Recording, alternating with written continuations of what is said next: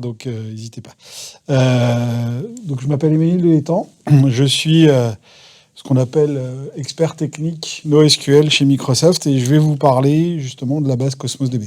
Le challenge avait surtout de tenir en temps. Voilà, ça va être un petit peu plus compliqué.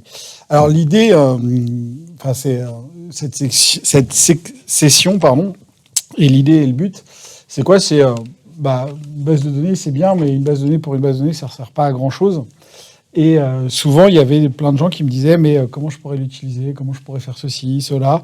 Et je me suis dit, de toute façon, une base de données, elle sert forcément à une application. Donc, pourquoi pas développer une application qui va illustrer ce qu'on appelle des cas d'usage ou faciliter les choses. Et donc, j'ai développé une petite application de gestion en ligne d'un restaurant. Voilà, c'est un peu l'idée, c'était... l'idée est germée, bien sûr, pendant le Covid. Et puis, je me suis dit, je vais faire ça et je vais la mettre à disposition. Donc, le code source sera à disposition. Hein, c'est sur mon GitHub. Vous pouvez y aller. Vous pouvez même le télécharger avant la session. Vous pourrez donc le réutiliser, le regarder.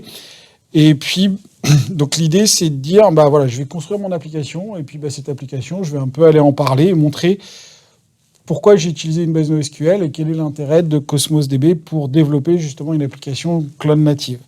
Alors l'idée, si on revient un petit peu en arrière, c'est quand on parle du cloud ou du développement d'une application cloud, il y a effectivement un certain nombre de choses. Et qu'est-ce qu'on veut? On veut être capable, par exemple, quand je développe une application, aujourd'hui, avec Internet, etc., mon application, je veux qu'elle soit visible à la fois en Asie, à la fois aux US, à la fois en Europe. Donc qu'elle soit capable d'être distribuée à travers le monde. Je veux qu'elle soit capable de scaler. Je veux aussi payer que ce que je consomme. Ça, c'est un petit peu tous les principes de base qu'on va avoir. Et puis qu'elle soit capable, effectivement, de processer des choses petites, des choses grosses. Qu'elle soit vraiment avoir un petit peu tout un tas de caractéristiques qui ne sont pas forcément évidents avec des bases, on va dire, relationnelles. Notamment, une des caractéristiques ou une des problèmes, c'est quand vous faites un développement, souvent, il y a une personne du métier qui est supposée connaître le métier. Et puis, en général, au bout d'un certain moment, on dit « Ah, mince, on a oublié tel paramètre. Il faut les rajouter. » Et tout de suite, ça peut avoir des impacts assez complexes au niveau de la base. Donc, l'intérêt, c'est quand on veut fabriquer une application native, effectivement, Azure, et le principe de Azure, c'est de fournir tout un tas de services qu'on va agréger, qu'on va utiliser. Et on va avoir effectivement des services d'intelligence artificielle, par exemple, des services cognitifs pour faire des bots, des choses comme ça. On va avoir, pour faire du développement, tout un tas de choses pour héberger mon développement, mon conteneur. Donc moi, par exemple, je vais utiliser une web app, simplement, parce que c'est assez simple.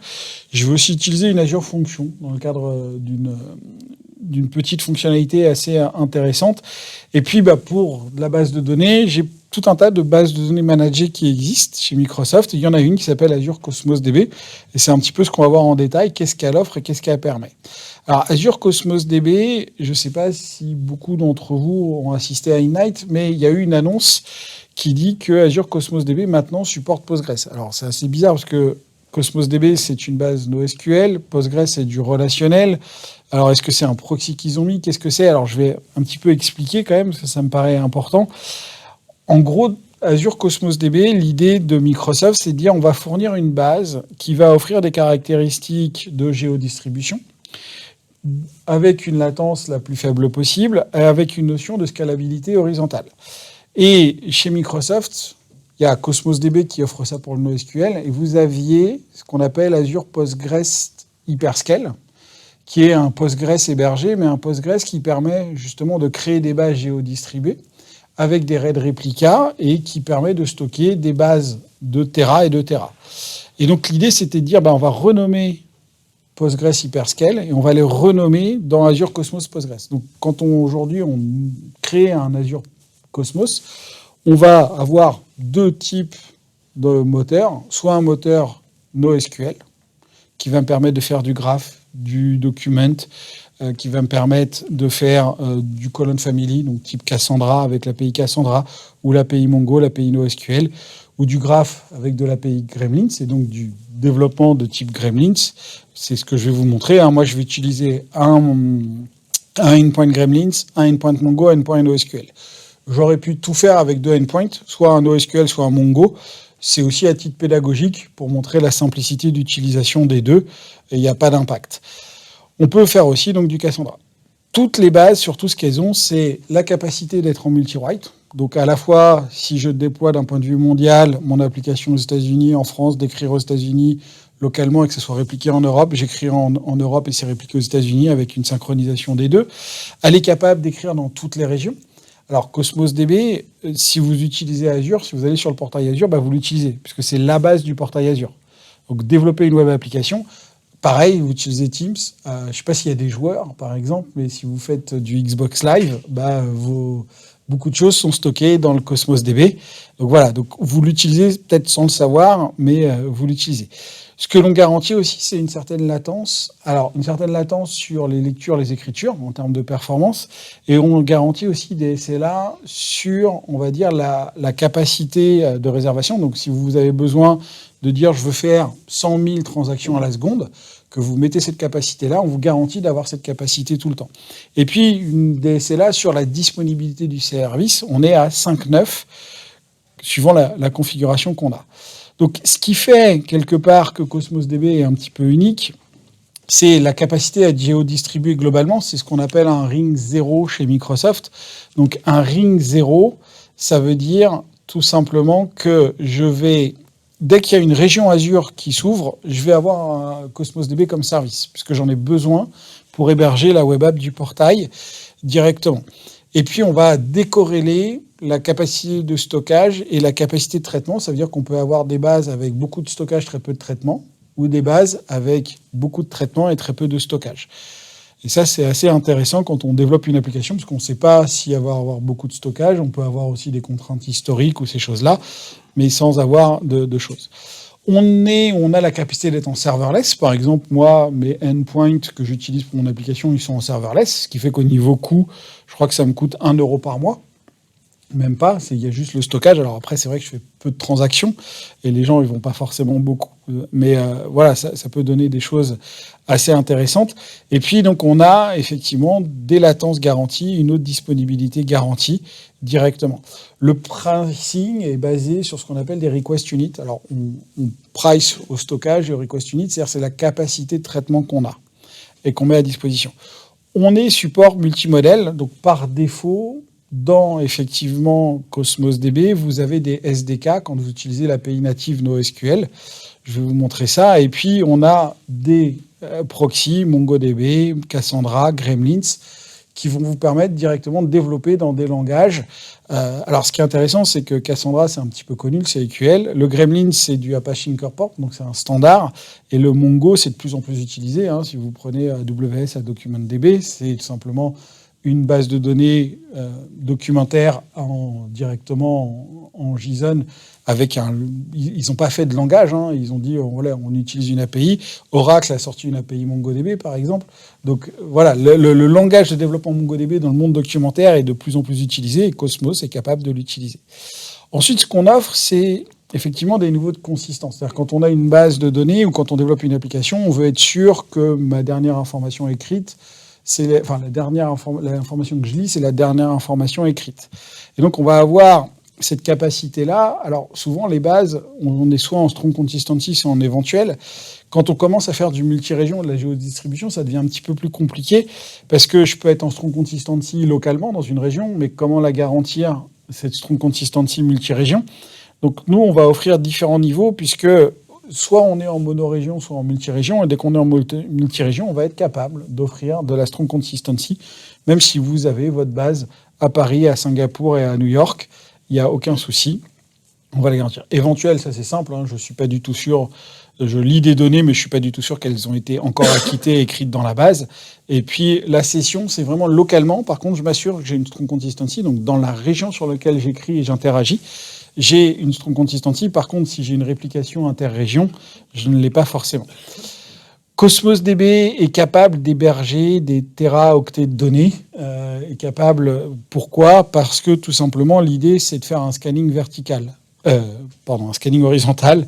C'est l'inverse en utilisant du partitioning. Donc, quelque part, je vais distribuer mes données. Et donc, ce qui va limiter les coûts. C'est-à-dire, quand je fais un scaling vertical, quand je fais x2 sur mon serveur, en coût, des fois, ça fait x10. Là, l'idée, si je double, je paye juste le même prix et chaque serveur. Donc, c'est plus intéressant, le scaling horizontal. Et tout le monde cherche aujourd'hui à faire plutôt du scaling horizontal et de la distribution de données. Enfin, il y a tout un tas de normalisations. Par exemple, vous pouvez héberger des données de santé, vous pouvez héberger tout type de données. Tout est encrypté, vous pouvez le mettre dans un réseau privé virtuel, sans endpoint, sans choses comme ça. Donc, c'est secure par default. On peut faire même du always encrypted directement. On est encrypted in flight et vous pouvez utiliser vos propres certificats, vous pouvez utiliser vos propres clés d'encryption. Voilà. Alors, on va un petit peu arrêter on va dire la partie marketing, et puis on va aller voir effectivement avec un exemple réel comment je vais pouvoir développer mon application, comment je vais pouvoir travailler avec cette base-là et quel est l'intérêt. Alors l'idée et l'exemple, c'est simple, c'est de dire, voilà, je vais développer mon application, je vais avoir besoin de plusieurs modules. Alors, je ne l'ai pas fait en microservices, etc. Enfin, je sais qu'il faudrait faire ça. C'est la règle de l'art.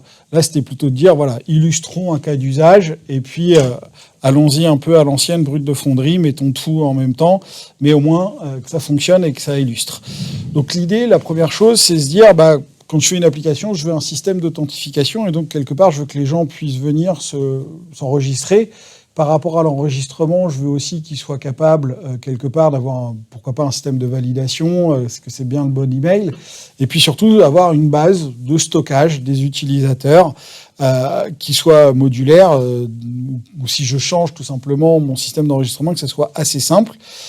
Ensuite, quand ils vont se loguer, je voudrais leur afficher quelque part le menu du jour. Donc l'idée, c'est que je suis un restaurant qui fournit des plats, j'ai un catalogue de produits, c'est classique. Ce catalogue de produits, je vais être capable de le manager. Aujourd'hui, je vais faire du tiramisu. Soir, je sais pas, il y a eu un match de foot avec la Tunisie, je vais peut-être pas vous proposer de couscous, ça peut fâcher des gens. Voilà, mais avoir l'idée d'avoir un catalogue et que ce catalogue, moi, en tant qu'administrateur, je puisse le manager et puis qu'il soit différent. Et puis enfin, voilà, que les gens puissent faire des commandes, et donc que je sois capable de prendre une commande et puis que cette commande, je sois capable de fournir des informations. Et puis ensuite, l'autre idée, c'était de dire, quand je suis un site en ligne, effectivement, on imagine que je suis un restaurant, je vais fabriquer à la demande. Si je fabrique un produit qui ne sera pas livré, pas payé ou pas vendu, c'est un peu problématique. Et ça, il y a beaucoup... Alors, c'est un restaurant, c'est, on va dire, toute entreprise aujourd'hui un petit peu ce problématique-là. Donc, comment je pourrais essayer de faire un système qui me permette de détecter facilement des fraudes ? Et ça va être l'idée de rajouter ces informations-là. Alors, comment, pour faire tout ça, je peux choisir une base ou comment faire ? Alors, la première chose, en général, c'est se dire, c'est assez simple, je vais déjà regarder, moi, les développeurs, quelles sont les facilités qu'ils ont. Puisque quand on choisit une base de NoSQL, souvent, c'est le développeur qui choisit la base, plus qu'un DBA. On l'impose de moins en moins, cette chose-là. Donc, regardons quels sont les langages, quels sont les drivers, quel est le background. Est-ce que c'est plutôt des gens qui viennent du relationnel et qui écrivent des requêtes en SQL ? Et je pourrais le faire avec certaines bases NoSQL. J'ai un SQL-like, on va dire. Voilà. Et puis ensuite, c'est se dire, je vais avoir besoin de stocker des données. Autant, quand je fais du relationnel, je passe par un modèle, MCD, etc. J'ai une certaine normalisation. Là, c'est se dire, quel est le cas d'usage ? Et par rapport au cas d'usage, je vais choisir quel type de base de données j'ai vraiment besoin. Est-ce que c'est plutôt du graphe ? Est-ce que c'est plutôt du clé-valeur ? Est-ce que c'est plutôt du colonne ? Et puis, ce que je dis toujours, quand on fait du NoSQL, ce qui est important, c'est que on peut tout stocker, c'est flexible, c'est bien. Ah, j'ai oublié un champ. Par contre, il faut penser le modèle. On a un schéma flexible, ça c'est très bien, mais pensons nos modèles et il y a un minimum à penser. Comment je vais afficher les données, comment je vais requêter les données, ça c'est important.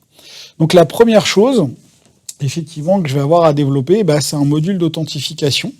Donc l'idée c'est de fournir une page, d'accord ? Les gens vont se connecter à cette page et puis sur cette page, ils vont être capables de rentrer des informations qui vont être stockées dans un NoSQL Cosmos. Et puis, ce que je fais, c'est l'intérêt de Cosmos, c'est qu'il offre une fonctionnalité, ce qu'on appelle le change feed. Donc, c'est en gros comme un journal d'événements et être capable de réagir à un nouvel événement. Donc, nativement dans la base, quand je vais updater un document, quand je vais enregistrer un document, il va être capable de m'envoyer tout simplement une nouvelle information ou quelque chose. Et ça, c'est un peu l'intérêt. Alors, on va tout de suite, parce que je vais switcher, vous allez voir, avec des démos et des choses. Alors, l'application, d'accord, l'application que j'ai, donc c'est une application, je vais vous montrer, je l'ai lancée en local, d'accord, donc tout simplement, c'est un Python app.py. Ce Python, il est là, d'accord, donc c'est un Python, l'ensemble des pages ou ces choses-là, alors hors HTML, puis vous allez voir, je ne suis pas un développeur HTML, il fait 300 lignes de code. Donc en 300 lignes de code, vous avez une illustration d'un module d'authentification, une gestion de prise de commande, etc. C'est peut-être pas développé dans la règle de l'art, je crois qu'il n'y a pas de try-catch, enfin, voilà, c'est plutôt rapide, mais ça vous permet d'illustrer. Et puis vous avez ici, vous voyez par exemple, du code de type Gremlins pour tout ce qui est recommandation moteur de détection de fraude. Donc on a toutes ces notions-là. Donc cette application-là, elle tourne localement ici, et la première chose, effectivement, c'est la capacité de dire, tiens, je vais rentrer un certain nombre d'informations. Alors, vous l'avez ici, et vous l'avez aussi... c'est toujours trop de choses. Voilà. Ici, je l'ai déployé dans une web app. D'accord, donc vous avez une web app déployée où elle est déployée. Donc même vous pouvez la lancer localement. Si ça marche pas, vous pouvez toujours aller sur la web app et puis l'illustrer ou la montrer. C'était un petit peu mon idée. Donc le premier module, je vais faire une autre chose, c'est qu'ici je vais lancer une Azure Function.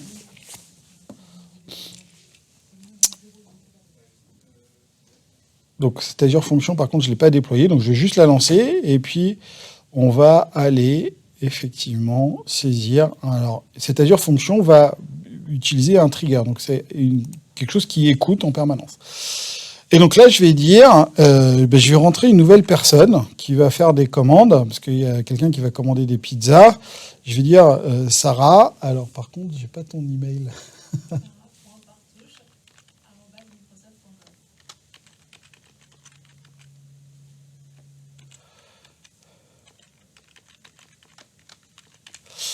Voilà, cité, je vais dire Lyon, et puis je vais te mettre un mot de passe, voilà, hop, et là, c'est enregistré.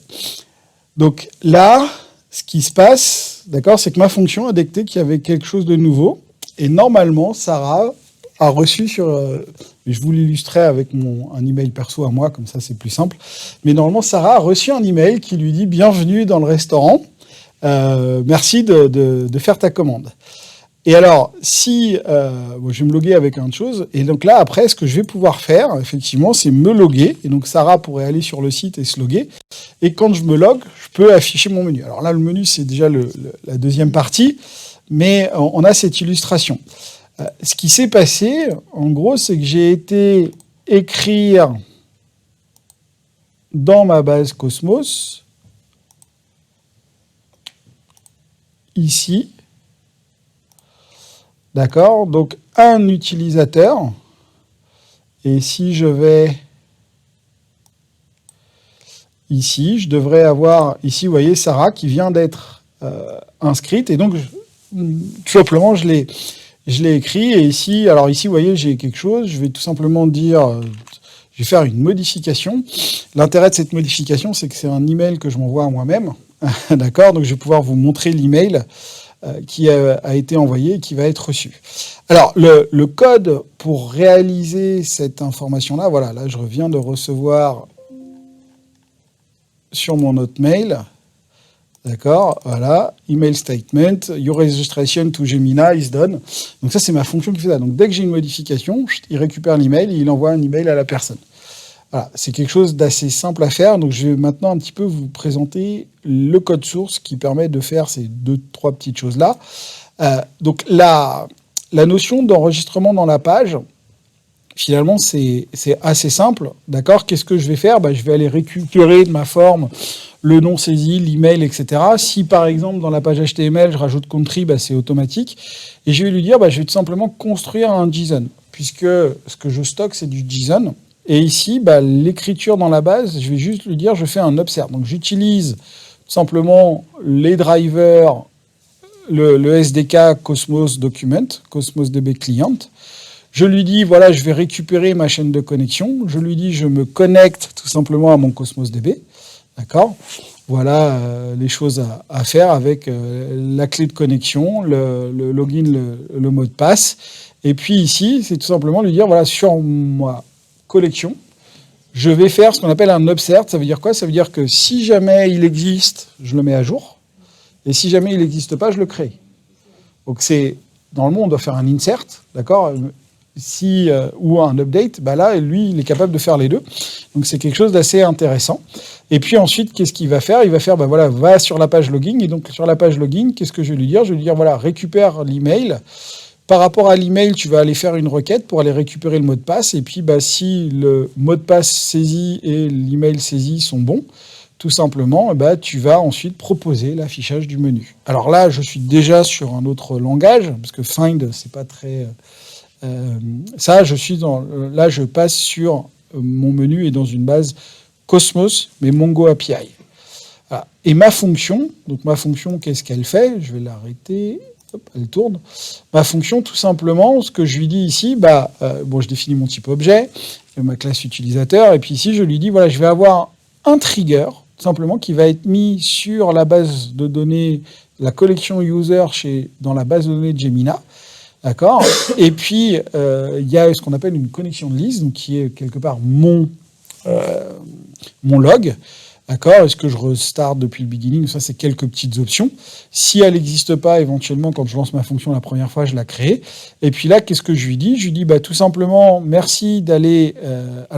adresse et password, c'est tout simplement mes emails de mon Gmail qui permet d'envoyer la donnée. Et puis ici, je lui dis, voilà, je récupère le document. Ce document, j'ai juste à le désérialiser en JSON, à le convertir. Et puis ici, je prépare un message où je lui dis, je vais récupérer l'email et le nom pour l'envoyer directement. Donc, je vais récupérer le document updaté au document. Alors là, moi, je récupère l'email et le nom. Je pourrais récupérer n'importe quelle information qui a été mise à jour et puis faire le traitement que je veux. De manière très simple, tout simplement. C'est un petit peu l'intérêt de la chose. Alors, on continue. Alors, pourquoi ou quel a été l'intérêt pour moi, d'utiliser un Cosmos? Alors, c'est une base NoSQL, donc là, je ne l'illustre pas parce qu'on n'a pas forcément le temps, mais si vous voulez, après ou ça, dans le HTML, par exemple, j'ai juste à relancer mon application, à changer, et puis je peux rajouter un champ de saisie, par exemple le pays, la ville, je sais pas quelle est l'équipe préférée, enfin ce que je veux.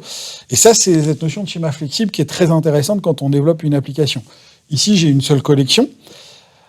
Là, dans mon cas à moi, le scaling, on demande une clé de partitionnement quand on fait du Cosmos. Alors c'est très simple, ici j'ai l'email, c'est-à-dire que la personne va saisir un email, c'est une manière unique et ça me permet de scaler.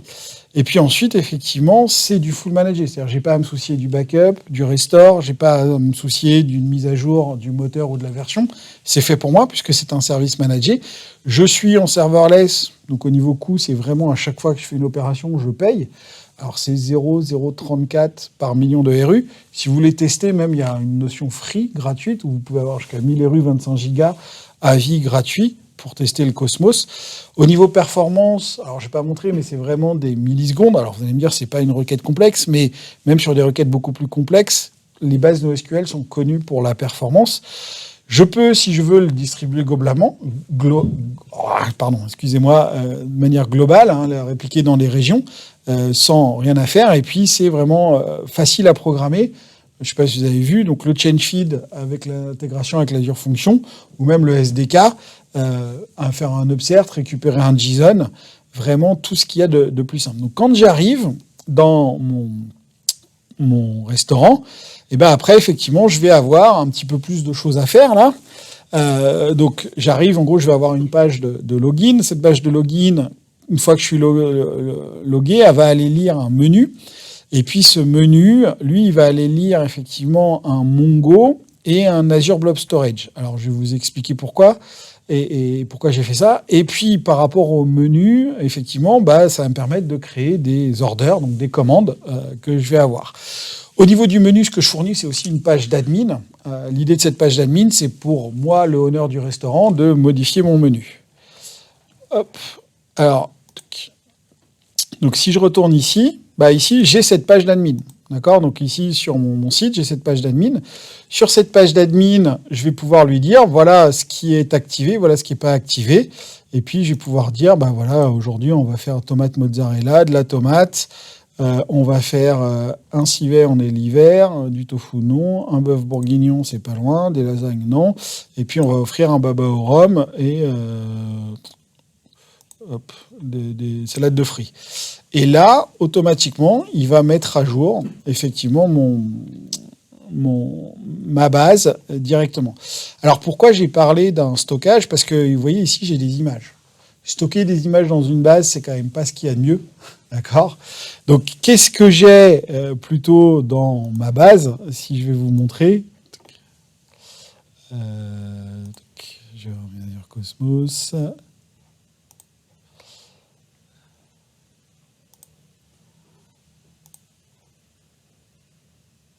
Donc restaurant, dans menu. Hop, document.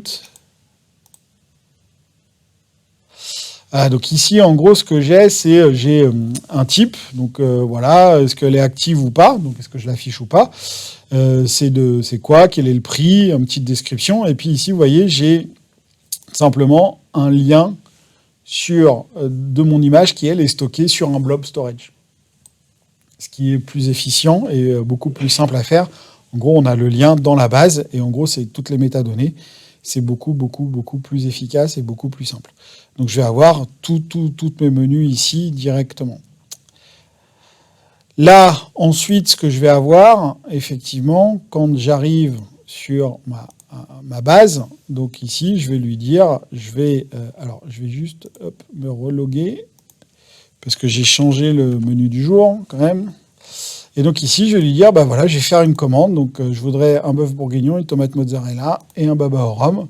Et là, je vais envoyer un ordre de commande. Donc là, qu'est-ce qu'il va faire? Il va aller écrire ma commande et il me dit, voilà, par rapport aux ordres, c'est là. Donc combien de commandes T_MDL à Hotmail a réalisé? Donc 12.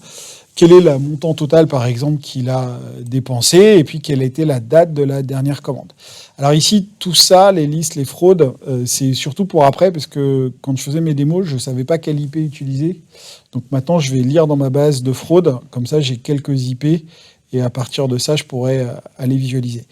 Donc regardons un petit peu le code qu'il fait. Donc là, en gros, je vais afficher le menu, d'accord? Est-ce que... Là où c'est actif, où il y a starter, main, dessert, alors j'aurais pu faire qu'une seule, sans forcément le type, mais j'ai développé petit à petit. Et puis ensuite, ici, voilà, quand il y a un ordre, une commande qui est prise, je vais aller chercher des commandes. Donc je vais aller chercher quelle est la date du jour, combien il a dépensé, je l'initialise, je vais aller lire est-ce qu'il a déjà des commandes. S'il n'en a pas, je vais faire un update, tout simplement, et puis je vais aller updater avec le dernier. L'intérêt, c'est que en gros, mes commandes, surtout pour un petit peu mieux comprendre comment elles sont stockées, mes commandes, mes ordres, document, elles sont stockées. Et là où je vais utiliser un petit peu l'avantage et l'ensemble du NoSQL. C'est-à-dire qu'en gros, je vais avoir effectivement pour une personne le nombre de commandes, quelle est la dernière date, le total spend, donc les informations que je veux afficher. Puis ensuite, je vais avoir le détail de chaque commande, d'accord, avec même le petit détail. C'est-à-dire que je ne suis pas obligé, voilà, j'ai décidé de faire ça pour montrer que c'est très facile de récupérer la commande existante et de l'additionner, de faire un upsert et puis de pousser quelque part mes derniers objets de manière très simple. Donc j'ai l'ensemble des commandes que cette personne a fait, donc ça commence à faire des documents un petit peu conséquents, mais c'est assez simple à faire ces choses-là. Et en langage, le langage nativement me fournit toutes ces notions-là avec ici des capacités de set pour effectivement mettre à jour. Alors après pour l'IP, je vais récupérer l'IP qui est envoyé par la socket. Par contre, Pendant un temps, j'allais appeler avec mon IP un API qui me donnait quel était le nom de la ville, mais c'est limité en nombre par mois, donc dès que je faisais des tests, c'était pas bien. Donc là, j'ai fait quelque chose qui est pas très très beau, hein. J'ai une liste et puis je prends au hasard pour afficher. Par contre, l'intérêt, une fois que j'ai updaté toutes ces informations, effectivement, ici, j'ai une notion de load Neptune, donc je vais utiliser l'email, l'IP et la ville sur laquelle la commande a été faite, et puis là, je vais aller le charger dans une base Graph, NoSQL, donc Cosmos DB Graph, pour faire de la détection de fraude. On va revenir après sur ça.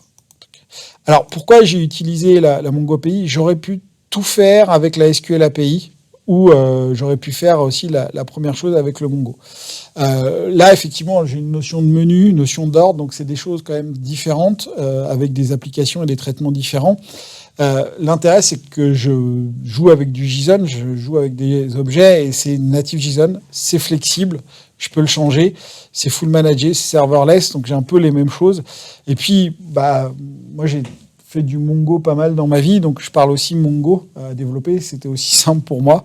Voilà. Mais la NoSQL aurait pu être choisie.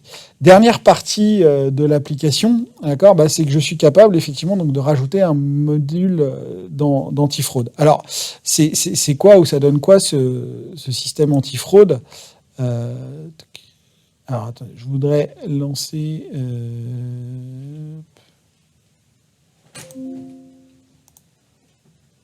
Voilà. Donc là, c'est un petit outil qui se connecte à mon Cosmos DB Graph et qui permet de visualiser un graphe. Donc, ce qu'il faut bien comprendre, c'est qu'un modèle NoSQL Graph, c'est un petit peu différent. Et en gros, je vais avoir des objets qui vont être... donc dans mon cas, moi, j'ai choisi d'avoir des utilisateurs, des adresses IP et des villes, d'accord? Et je relie des objets pas par une clé étrangère, une clé primaire ou ces choses-là qu'on a l'habitude, mais par une action. Et je ne sais pas si vous voyez, donc là j'ai lived, used. Alors oui, c'est pas... en général, on fait tout en anglais pour faciliter, mais on peut imaginer, il vit dans cette ville, d'accord, et il a utilisé cette adresse IP. Donc je peux voir que cette adresse IP, par exemple, qui est la 172.16.0.1, elle est utilisée plein de fois directement. Et puis pareil, mon adresse ici. Donc, quelque part, je vais, à chaque fois que j'ai une commande, enregistrer ou rajouter une information dans mon graphe, d'accord, de manière très simple. Et après, ce graphe, je vais pouvoir l'exploiter, effectivement, directement. Alors, l'outil, là, il est intéressant parce qu'il va permettre de visualiser un graphe. Alors, je ne sais plus comment on fait. Donc je pourrais rajouter mes propres propriétés. Enfin, c'est un outil, l'intérêt c'est que c'est un outil gratuit assez intéressant.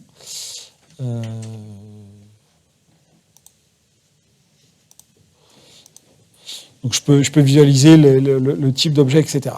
D'un point de vue code, qu'est-ce que ça dit, qu'est-ce que ça fait? Donc tout simplement, ici, je vais importer dans mon Python simplement les librairies Gremlins et mon driver Gremlins. Donc Gremlins, Python Process, les drivers, etc. Et puis la première chose que j'ai, effectivement, j'ai ici un load de mon information. D'accord, et ici, vous voyez, j'ai une première commande qui va me permettre d'afficher, c'est-à-dire je lui dis, je veux que tu me retournes 10 adresses IP.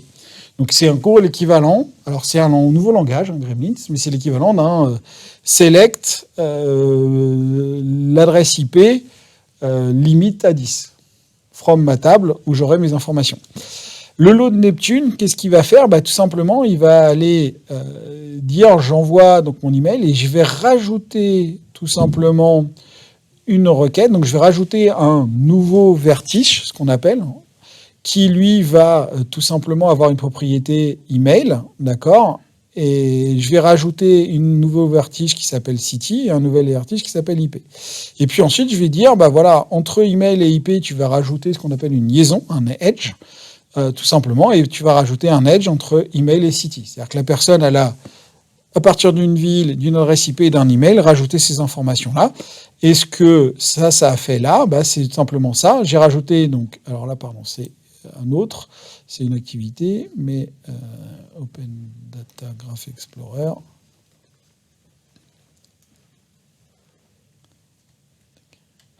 Voilà, donc il a rajouté une adresse IP avec un utilisateur, et, pour un utilisateur, une IP et une ville. Et il a rajouté ces 3 objets, et il a rajouté comment ces objets sont liés les uns avec les autres. Et ça, il le fait tout simplement ici.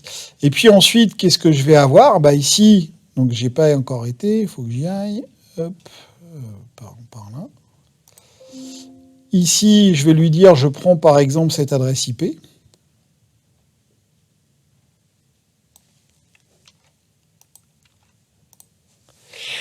Et de cette adresse IP, qu'est-ce qu'il va me dire? Voilà, il n'y a que Emmanuel Delétang qui a utilisé cette adresse IP, donc je pense que c'est l'adresse IP d'ici, simplement que j'ai en sortie d'ici. Et par contre, il me dit, par contre, voilà, cet email-là, lui, il a fait des commandes de plusieurs villes. Donc je pourrais demander, par exemple, la commande actuelle, de quelle ville elle est faite, et puis si c'est une ville différente par rapport à ce que l'utilisateur a renseigné, dire, c'est une fraude, je ne la fabrique pas. Voilà, donc j'aurai cette possibilité-là. Je vais juste aller prendre, par exemple, parce que c'est plus intéressant, une adresse IP où il y a plus de choses, mais je pourrais voir que pour une adresse IP, quels sont tous les gens qui l'ont utilisée. Alors là, moi, j'ai que MDEL. Si je prends celle-là, voilà, celle-là, je vais avoir plein de gens, donc ça, c'est plutôt bien.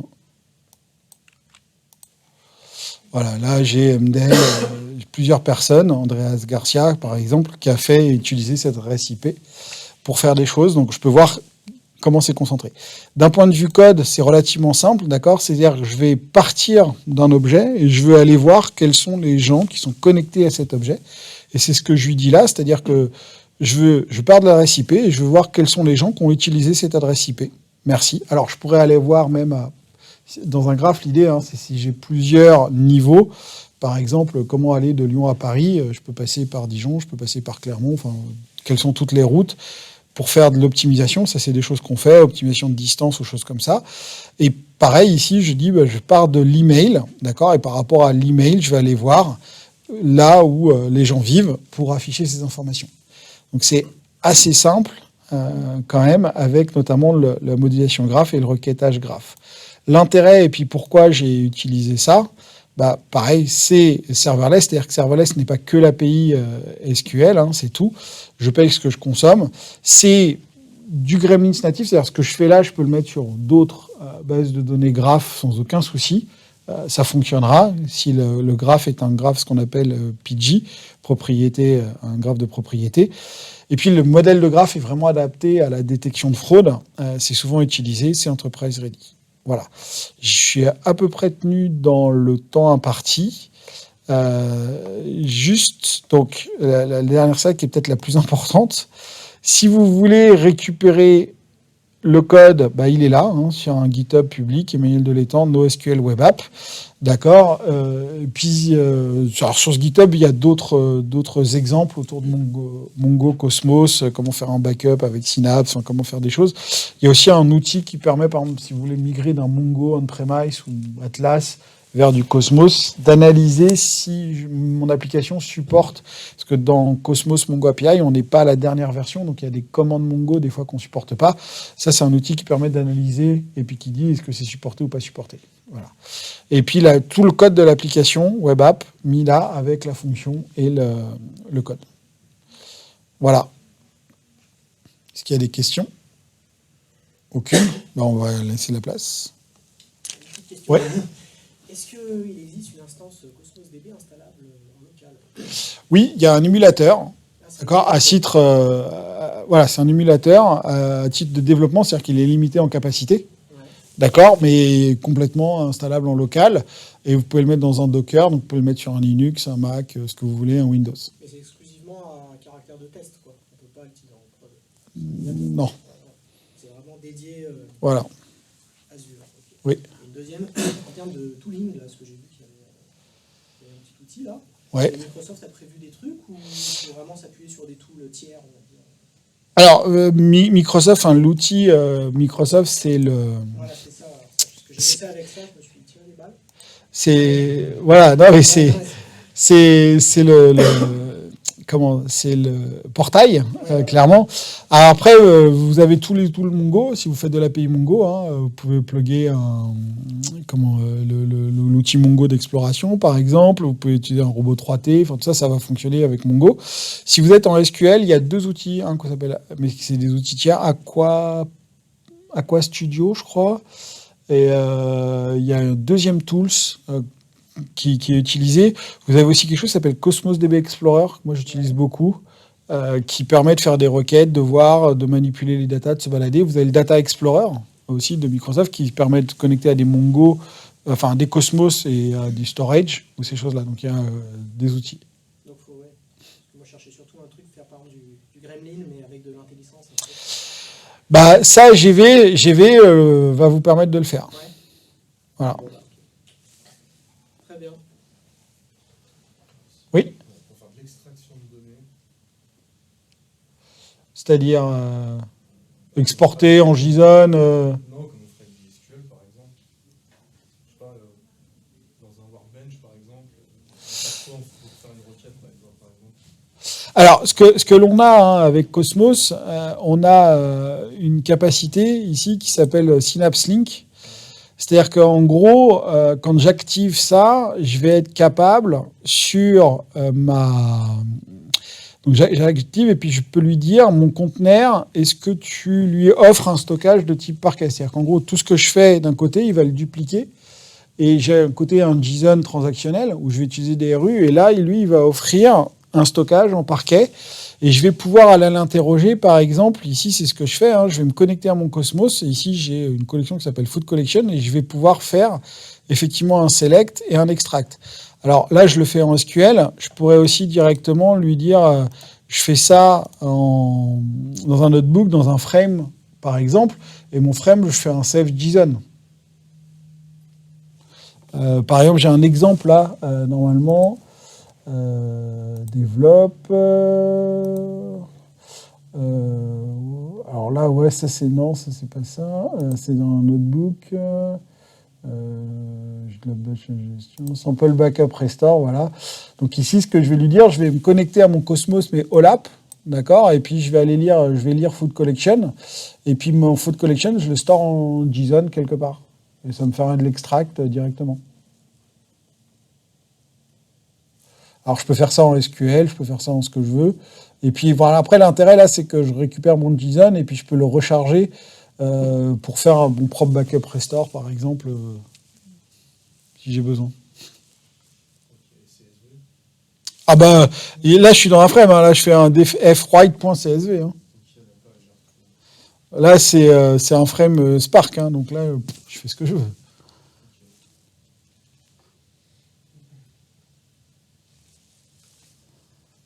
Merci à toi. Merci.